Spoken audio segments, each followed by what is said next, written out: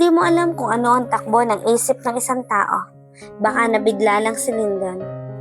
Alam nating si Camila ay may anak na. Paano kung hindi pa rin seryoso ang Lyndon na yan? Mas nakakaawa ang sitwasyon ni Camila at ng anak niya. Pagpapaliwanag nitong sabi, kung sa bagay baka masisi pa ako ni Camila. Pero hayaan pa rin natin si Camila ang magdesisyon niyan, babe. Kilala ko naman si Lyndon, mabait na lalaki iyon. Paano kung nagkagustuhan silang dalawa? Titigil si Camila sa pamamasukan. Kukuha na naman tayo ng bagong katulong, tapos hindi pa natin masyadong kilala. May punto ka, babe. Siguro dapat sabihin ko muna kay Lyndon busy si Camila at walang oras sa ganyang bagay. Tulungan mo ako, babe. Baka magtampo sa akin si Lyndon, kawawa naman. Anong dapat kong sabihin sa kanya?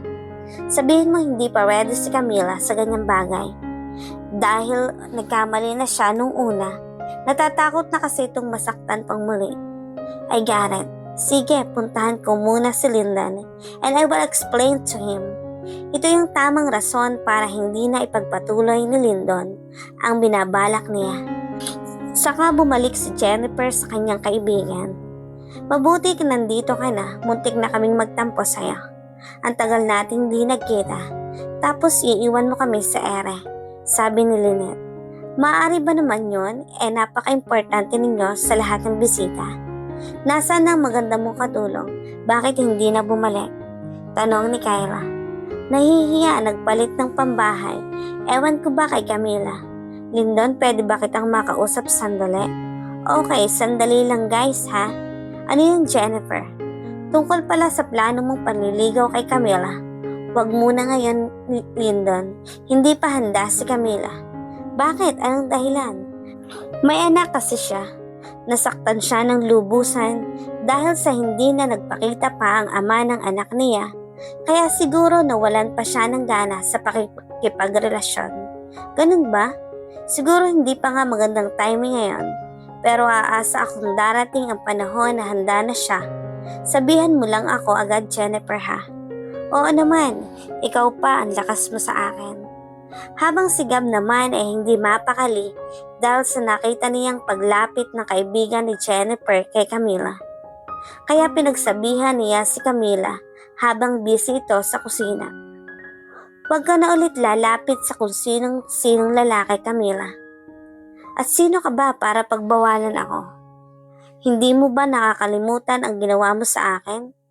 Kung di ka ba nahihiya at gusto mo pa akong konsumuhin, umalis ka na bago pa ako sumigaw dito. Galit niyang pinaalis si Gab. Habang nagpupunas siya ng mga plato at kutsara, ay kusang tumulo na lang ang kanyang mga luha at mahulog ang isang plato at nabasag. Nakita naman ni Jennifer at nasugatan ang kamay. Kaya nag-alala ito sa kanya. Camila, umiiyak ka ba? Naalala ko lang po ang anak ko, ma'am. Sige na, magpahinga ka muna sa taas. Hindi na ma'am, tatapusin ko lang po ito ma'am, bago pa ako magpahinga. Sige, dahan-dahan ka. Hindi na ako magtatagal at babalik muna ako sa labas. Marami na kasing bisita. Nakapagpabook na pala ako ng ticket bukas ng hapon. Ang flight mo pauwi sa inyo para makuha mo na ang anak mo at alam kong miss na miss mo na siya. Talaga po ma'am, maraming salamat po. Walang anuman. Saka bumalik sa labas si Jennifer. Jennifer, nasan ba yung fiancé mo?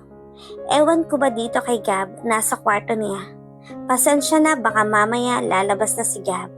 Jessica, kanina pa kita hinahanap. Saan ka ba nagpupunta? Diyan lang sa tabi-tabi. Busy ka naman kaya nilibang ko na lang ang sarili.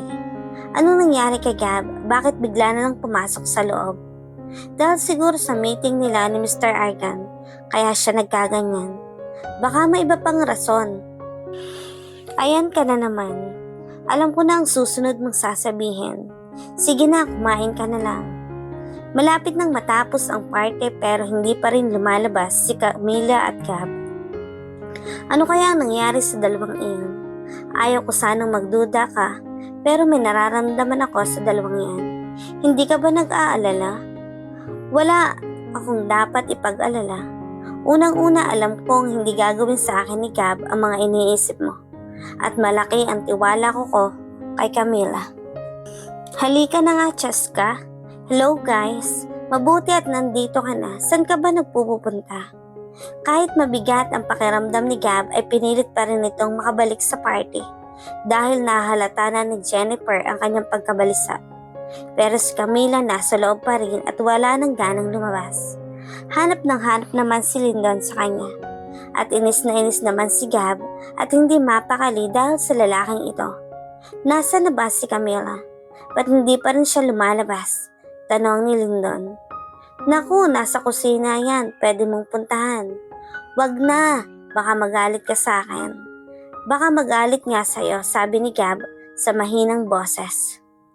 Ano, may sinasabi ka? Wala.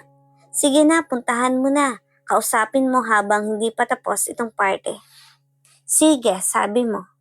Gustong-gustong magalit ni Gab pero wala siyang magawa dahil nandyan si Jennifer at ang kaibigan nito. Ayaw niya itong mapahiya. Bakit parang kanina ka pa hindi mapakali, babe? Halika, uminom ka. Samahan mo kami. Aalis na ako sa susunod na araw, tapos ito ang ipaparamdam mo sa akin. Isang tabi mo muna yung negosyo mo, babe. Nandito tayo para mag-enjoy. Okay, babe. Paano ba yan, Gab? Aalis na si Jennifer. Hindi mo ba siya mamimiss? Mamimiss, of course. How sweet naman.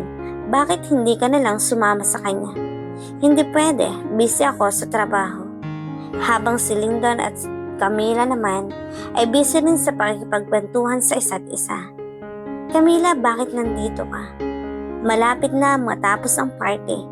Bagay pa naman sa'yo ang suot mo kanina. Okay lang ako dito. Hindi naman ako bagay doon. Hindi naman nila alam na katulong ka dito. Sa suot mo kanina, parang ikaw nga may-ari ng resort na ito. May anak ka na pala, Camila? Oo, nasa magulang ko siya ngayon. Napakatanga naman na lalaking yon, iniwan ang isang napakagandang katulad mo. Ba't wala pa rin boyfriend hanggang ngayon? Ayoko muna, magtatrabaho muna ako. Ako, kaya naman kitang buhayan.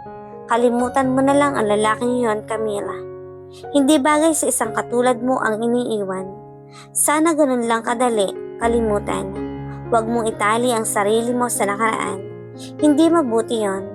Ang anak ko na lang ang inaalala ko. Natatakot pa talaga akong pumasok sa pakikipagrelasyon. Magtatrabaho muna ako. Mayaman ako at kaya kong ibigay sa iyo ang gusto mo. Hindi naman ako mukhang pera, Lyndon. Oo, gusto kong makabawi sa magulang ko. Pero naisip ko na magsisikap ako para makarating yon at ayaw kong kamuhian ako ng anak ko. Sana ay magbago pa ang isip mo, Camila.